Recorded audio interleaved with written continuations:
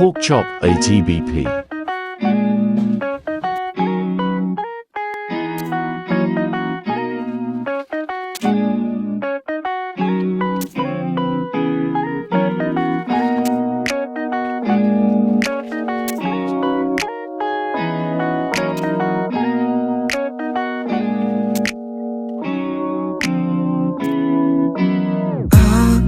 気づいたら夕暮れの風」「そんなに嬉しそうでどうしたの」「いつの間にか大人になって君のことがまだ死にたって」「重ねた想いなら今も消えなくて」